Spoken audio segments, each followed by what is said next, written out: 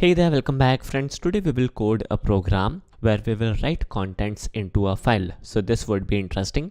Now friends, this particular program which is in front of you is a exact program which we have coded in our last video. Now friends, this particular program isn't a very good, well-written code. The reason is pretty simple. The exception handling is not proper, the code indent is not proper, and this is just a demonstration purpose code. Now in this program we will code a better program. Firstly we will create a directory, then we will create a file, and then finally we will write content into the file, and we will also handle the exception accordingly. So interesting stuff is coming soon. So in here, first of all, we will get rid of all the code which is there. Moving forward, we will also remove this throws declaration, and we will also get rid of these imports. Now let's start it fresh. I will type in file equals new file. Now friends, as we know that file class is used to make directory, so we will give the name as a StudyEasy. StudyEasy would be the folder. Now this folder would be relative to this folder which is the project name. So we will create this folder inside the project directly, and majorly folders or the path is relative when we code in Java, because the path is relative to the project and the project is relative to the platform. Our code should be able to execute in any platform, may it be Linux, may it be Mac OS, and the path convention is different in different platform. As a result, it is recommended to code using a relative path rather than a absolute path. So in here we will create a StudyEasy folder inside our project so that the path becomes a relative path, and inside the folder StudyEasy we will definitely add a file. So in here I will type in file dot make directory, right? So a directory would be created, and moving forward, inside this directory we will create a file. Now friends, this is important. In here we have this reference file, and once our work is done of creating a directory, we can use the same reference which will save some memory space. So in here I will type in file equals new file, and we need to give the name of the file. Name of the file could be anything like author or maybe team.txt, right? And then we will create this file. So I will type in file dot create new file, right?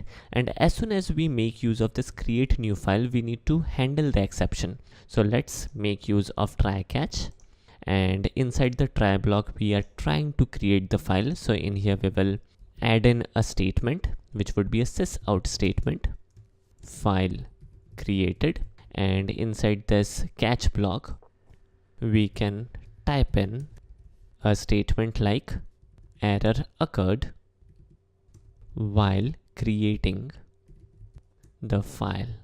Alright, so pretty standard stuff, right? Now let me execute the program. Here is the output, file created, which is amazing. Let me refresh this project a little. Here we go, and somehow the file is created outside the StudyEasy folder. What is the reason? We haven't given the path properly, so let's delete it. That's a silly mistake. In here we need to type in StudyEasy /team. Alright, let me refresh the project once again, and inside this folder here is the file, which is amazing. Now once the file is created, we can proceed further and write some content into the file. And in order to write content into the file, we must use buffered writer. Now friends, in here this particular part where we are creating the file, in here the error handling is based on file creation. So we will not use this try catch block, rather we will create a new try catch block. So we will type in try, and in between pair of parentheses we will do some performance. This performance would be creation of a buffered writer object. So let's do that. Buffered writer, the object name would be like bw equals new buffered writer, and inside the pair of parentheses, inside the constructor of buffered writer, we must make use of something known as file writer. So in here we will type in new file writer, and then we must pass on the file. Now the file path is already inside this object file, so we will pass on file, and that's it. Now inside this try block we can write file, and in here there is some kind of error. Alright, so we need to surround this with the catch block, so we will do that, and that's it. Alright, so we will add on the code inside the catch block in a minute. First of all, let's write the content into this file. Now in order to write the content inside the file, it is very simple. We will type in bw.write, and the string would be, for example, Chand. Alright, let me copy this and paste it a couple of times. The second team member is Shahbaz. Shahbaz is one of my editor. Then Salim, he is again a editor. Then Praful, he is a consultant, and there is a new entry in this list whose name is Aarti, who is creating articles for us. Alright, so moving forward, in here we will also add in a sysout statement, and we will print a very simple message. Writing onto the file completed. Alright, and inside the catch block we will type in a very simple message. Let me copy this message in order to save some time. Error occurred while writing onto the file. Alright, so this looks good to me. Alright, so let me run this program once. Alright, and let me open team.txt, and here is the content. Now in here the contents are a little weird because there are no spacing. Alright, so now let me open the file, and here is the content. Now the content is not well managed, so let me do something for it. We will add a new line character in between each name. So in here the way is pretty simple. I will type in br.newline. Let me copy this and paste it a couple of times. Here we go. Now let me rerun the program. Here we go. And now if I open this file, here is the contents, which is amazing.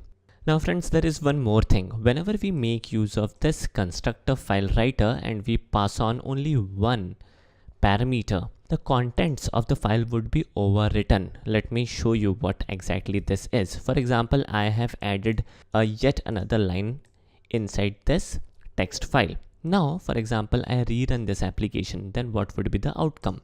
All the content which is existing in here would be overwritten with the new content. Now, this is something which we need to understand how we can overcome this issue.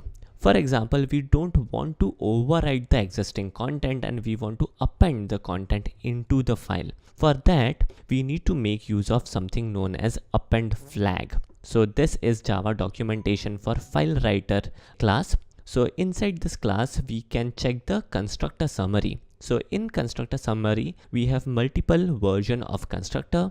One of the version of constructor is where we have two parameters. First one is the file parameter. Second one is boolean append flag. So if we pass true as a second parameter, then the boolean append flag would be set to true. Then the file contents would be appended. Alright, so let me show you the append mechanism. Let me minimize this. Alright, so if I rerun this application, what would be the outcome? Now, contents would be appended into the file. Let me rerun this once again.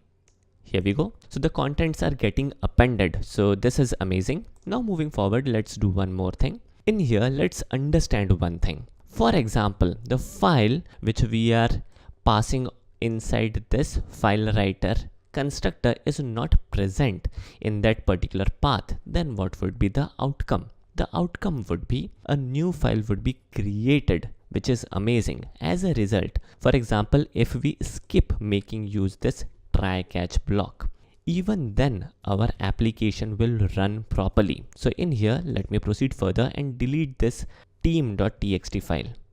Now, if I rerun this application, what would be the outcome? A new file would be created, and then the buffered writer will write the content into the file. So let me rerun this application. Here we go. Writing onto the file completed. Let me refresh the project. And here is the file, and here is the content in the file. So this is amazing how things work, and this is a sample program, a very simple program to understand. And this program is capable of running on any platform, may it be Windows, may it be Mac, may it be Linux, because we are making use of a relative path. So this is all for today's video. Hope you guys enjoyed it. Thanks for watching and take care.